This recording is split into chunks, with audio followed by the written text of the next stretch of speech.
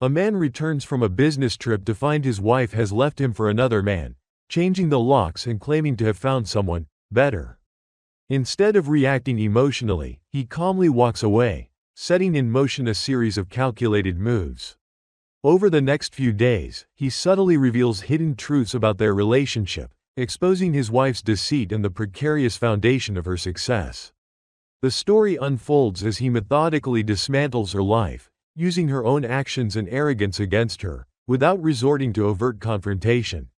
The narrative focuses on the gradual unveiling of his strategic planning and the slow realization by his ex-wife that her better choice was a catastrophic mistake.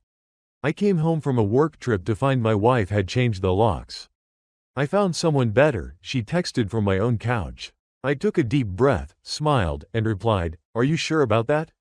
Then I walked away. 4 days later, she was screaming on the phone. Something felt off during our last video call. Shirley was sitting in our living room, but the throw pillows were arranged differently. It was such a small detail that I almost missed it.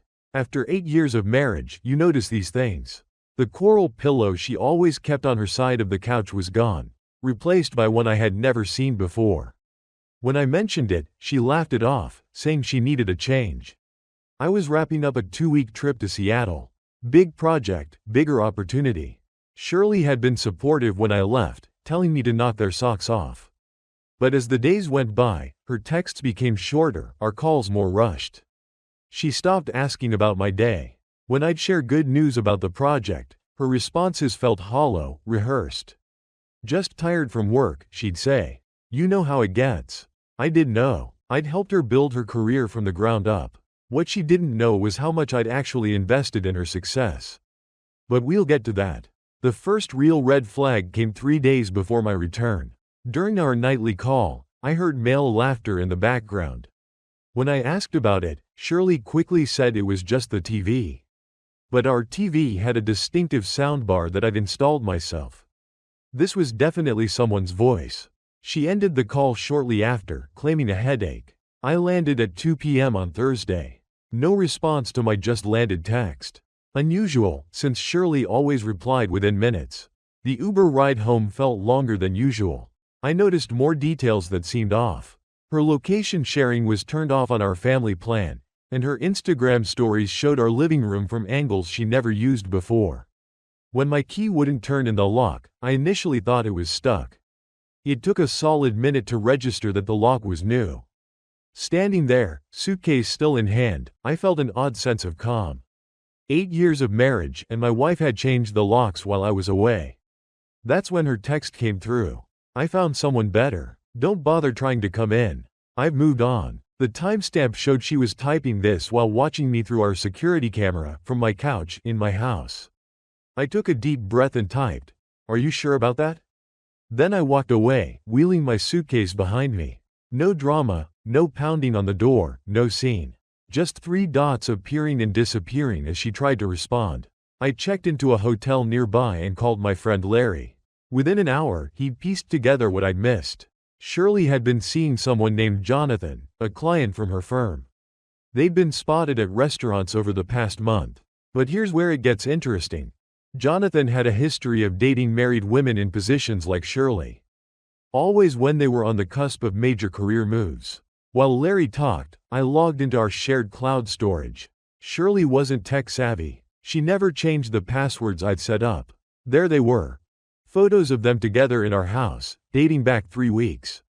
But she'd missed something crucial in her rush to replace me.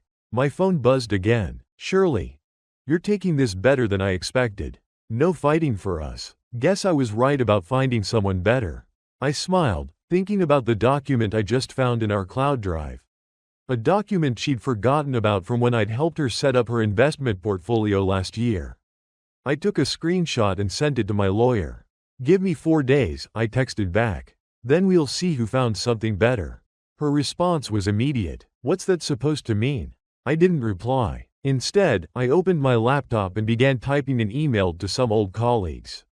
By midnight, I had everything I needed to make her realize exactly what she was about to lose. Tomorrow, I'll start putting the pieces in motion. For now, I'm enjoying the constant buzz of my phone as Shirley tries to figure out what I know. The best part? She has no idea that the comfortable life she's enjoying right now, the one she's sharing with him, on my couch, was built on foundations she's about to shatter. Let her enjoy her better choice. For now. In 4 days, she'll learn that some decisions have consequences she never saw coming. Update 1. First, thank you for all the support on my previous post. Your comments helped me stay focused. Here's what happened in the last 24 hours. Remember that document I mentioned finding? It was the agreement Shirley signed when I helped her set up her investment portfolio. What she forgot was that I didn't just help her invest, I was the one who provided most of the capital. The agreement clearly stated that in the event of our separation, certain investments would need to be liquidated immediately. But that's not what made her panic. Last night, Shirley's sister Brenda called me. She was crying. "Eric, I can't keep quiet anymore. Jonathan, he's done this before. 3 times. He targets women like Shirley, uses their connections, then disappears once he gets what he wants." I already knew about Jonathan's pattern, but Brenda had details I hadn't uncovered. She sent screenshots of conversations between Shirley and Jonathan from 2 months ago. They weren't just planning their affair. They were discussing business opportunities, using information I'd shared with Shirley about my company's upcoming projects. "There's more," Brenda said. "Last week, Shirley asked me to hold on to some documents for her. Said it was just backup copies of work stuff. I looked at them today, Eric. She's been moving money around, big amounts. I thanked Brenda and hung up. Logged into our joint accounts. There it was. Shirley had been making large purchases, disguising them as household expenses. Art pieces, designer furniture, even a new car. All bought in the last month. All hidden under miscellaneous transactions. The interesting part? She'd used our joint account for the down payments. But the main purchases were funded through her company expense account, the same account I had helped her set up years ago. The one where I was still listed as a financial advisor. Time to make her understand exactly what she was risking. I typed out a text. Just had an interesting chat with the board about those expense reports. Particularly the ones from last month. The couch looks great, by the way. Original receipts would be helpful. Her response came within seconds. What are you talking about? Oh, and Jonathan's history with Carson and Mills was quite enlightening. 3 settlements in 2 years. That's impressive. The typing indicator appeared and disappeared several times. Then, "Eric, we need to talk." "We will. After I finish my meeting with the ethics committee tomorrow." Her next message showed real panic. "What meeting?" "Eric, please, let's discuss this." I didn't respond. Instead, I forwarded Brenda's screenshots to my lawyer and drafted an email to the board detailing my concerns about certain financial irregularities. Not sending it yet, just insurance. Larry came over to the hotel with takeout and a USB drive. "You won't believe what I found," he said, pulling up files on his laptop. Turns out Jonathan had been recording his conversations with Shirley. Not just pillow talk. Detailed discussions about upcoming projects, client information, everything. "He's using her," Larry said, shaking his head. "And she's so caught up in it, she can't see what's coming." My phone kept buzzing. Shirley had progressed from panic to bargaining. "Whatever you think you know, you're wrong. I can explain everything. Please don't do anything hasty." The last message caught my attention. "The board doesn't need to know about any of this. We can figure something out." I smiled and sent my final text of the night. "Check your email in 10 minutes.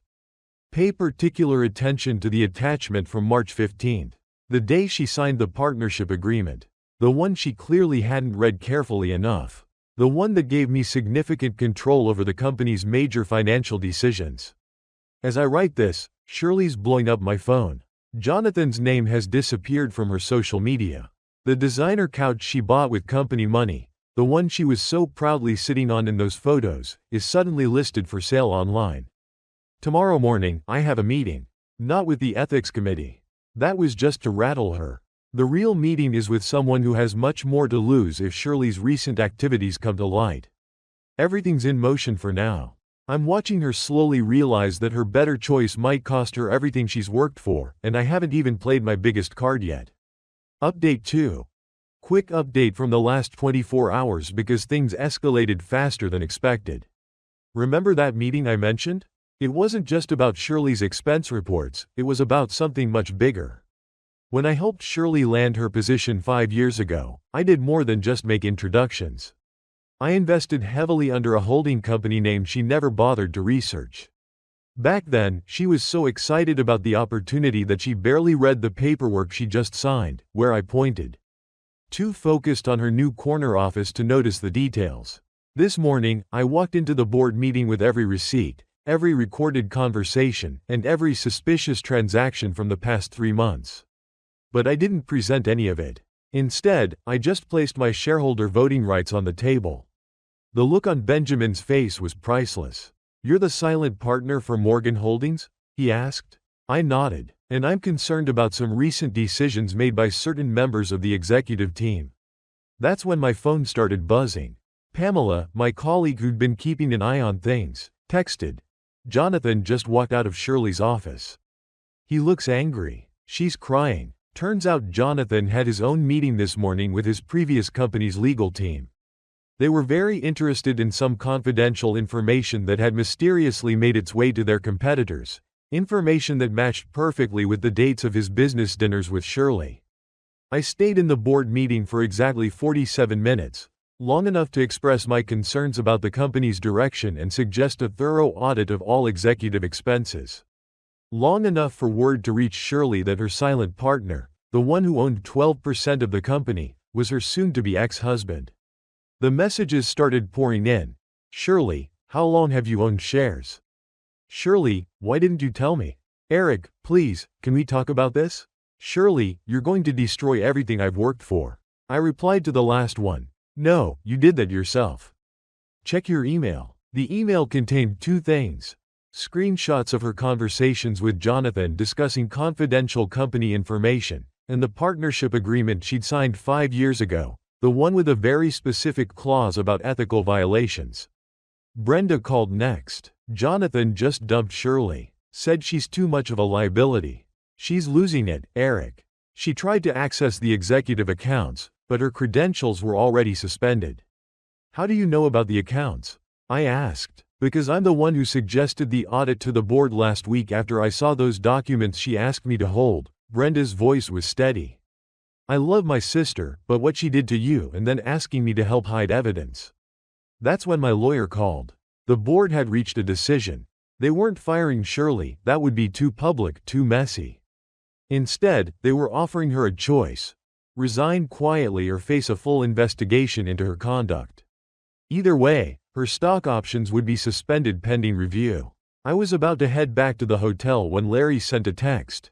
"Dude, check the security cameras." I logged in to find Shirley in our house, frantically going through files in the home office, the same office where, 3 years ago, I'd installed a hidden safe behind the painting of our honeymoon in Bali. The safe where I kept copies of every document, every investment, every piece of evidence showing how I'd helped build her career. She found the safe, tried every combination she could think of. Our wedding date, her birthday, the day she got her promotion. Wrong, wrong, wrong. The combination? The date she signed the partnership agreement, the day she gained everything she's about to lose. My phone rang again. This time, it was Benjamin.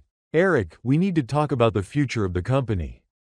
I looked at the security feed one last time. Shirley had given up on the safe and was sitting at my desk, head in her hands. The designer couch, visible in the background, the one she'd bought to impress Jonathan, already showed signs of wear. "I'll be there in 20 minutes, I told Benjamin. "And I have some ideas about restructuring the executive team. Tomorrow, Shirley will learn exactly how much power I've had all along, not just over her career, but over every decision she thought she made independently these past 5 years. The best part? I never had to raise my voice. Never had to make threats. Just had to let her own choices catch up with her." Final update. It's been a month since my last update. I wanted to wait until everything was finalized before sharing how it all ended. Remember that last card I mentioned? It wasn't just about the company shares or the expense reports. It was about something much more calculated. Let's start with the couch, the $112,000 designer piece Shirley bought to impress Jonathan. She didn't just use company money. She used funds from a special account, an account set up specifically for an upcoming merger, The same merger Jonathan was trying to get inside information about. But here's the beautiful part. I knew she'd do something like this. 5 years of marriage taught me that Shirley couldn't resist showing off. So, 3 months before my Seattle trip, I started laying the groundwork. Every casual conversation about my company's projects, every detail about potential deals I shared over dinner, it was all carefully planned. Information that seemed valuable but was actually worthless. The real projects, the actual deals, those were hidden behind NDAs that Shirley never knew existed. The morning after my last update, the board called an emergency meeting. They presented Shirley with everything: the unauthorized expenses, the leaked information, the recorded conversations with Jonathan. But the final blow came from Brenda. My sister-in-law walked into the boardroom with a laptop containing emails between Shirley and Jonathan, emails discussing how they'd use my insider information to profit from the merger. Emails dated before I even left for Seattle. I kept copies of everything. Brenda told them, her voice steady, every time she asked me to hold on to documents, every conversation about using Eric's position for their benefit. I couldn't stay quiet anymore. Shirley tried to defend herself, claiming she was manipulated by Jonathan. That's when Pamela played her part. She presented evidence showing Jonathan had been working with our biggest competitor all along. Every piece of valuable information Shirley leaked to him was carefully crafted misinformation that led our competitors down expensive dead ends. The board's decision was unanimous.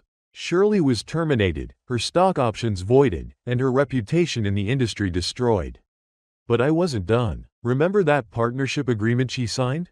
The one giving me control over major financial decisions? It had another clause. Any ethical violations would trigger an immediate review of all personal assets acquired during the partnership. The house purchased with a loan I'd guaranteed her, the car bought through a company lease I arranged, even her precious designer wardrobe, mostly bought with company funds I'd helped her access. By the time my lawyers finished, Shirley was left with exactly what she'd brought into our marriage: her personal savings and a stack of student loans I'd quietly stopped paying. Jonathan disappeared the moment things went south, but not before my private investigator documented every meeting, every transaction, every lie he'd told Shirley about his wealthy family and business empire. Last week, I received a hand-delivered letter from Shirley. Inside was a house key, the same one she'd had made when she changed the locks. There was also a note. I understand now. You didn't just help build my career. You designed its self-destruct sequence. She was right. Every step up the corporate ladder, every connection she made, every opportunity she grabbed, I'd carefully constructed it all with one purpose. It could all be dismantled the moment she betrayed my trust. The couch? It was just delivered to my new office. A reminder that sometimes the best revenge isn't about destroying someone's world. It's about letting them destroy it themselves while thinking they're winning. Larry asked me yesterday if it was all worth it, if spending years setting up such an elaborate contingency plan was excessive. I looked around my new corner office, the one that used to be Shirley's, and smiled. The best revenge, I told him, is watching someone realize that their better choice was actually their biggest mistake. Yesterday, I signed the final paperwork. The merger went through, the real one, not the decoys Shirley and Jonathan tried to exploit. The company's value tripled overnight. Shirley watched it happen from her parents' guest room, where she's been staying since everything fell apart. Her last text to me was simple. "You planned this all along, didn't you?" I didn't respond. Some questions don't need answers. The designer couch sits in my office now, barely used, a $112,000 trophy of someone else's hubris. Sometimes the best things in life aren't free. They're just paid for by someone else's mistakes. Everything's in motion for now. I'm watching her slowly realize that her better choice might cost her everything she's worked for, and I haven't even played my biggest card yet. I came home from what should have been a triumphant work trip to find my entire life flipped. Shirley, my wife of 8 years, had changed the locks and texted me from my couch, telling me she'd found someone better. Most guys would have lost it, but something in her rushed dismissal told me she'd made a grave mistake. Instead of yelling, I smiled and asked, "Are you sure about that?"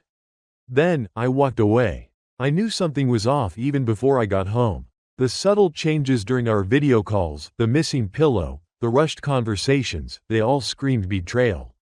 And then, the new locks, the dismissive text. That's when the pieces started falling into place. With Larry's help, I discovered her affair with Jonathan, a guy with a history of exploiting women like her. Then, I found the investment agreement, the one she'd signed without reading, the one where I'd put up most of the capital. From there, it was like watching a slow-motion train wreck.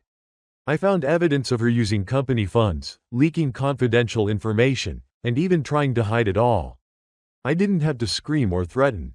I just laid out the facts, the evidence, the documents she'd overlooked. I let her dig her own grave. Turns out, every opportunity I'd given her, every connection I'd made, every step up the corporate ladder, it was all carefully orchestrated. I'd built her career, and I could just as easily dismantle it. The board terminated her, Jonathan dumped her, and she lost everything. The house, the car, the designer wardrobe, all gone. Even the fancy couch she bought to impress her lover ended up in my new office, a constant reminder of her arrogance.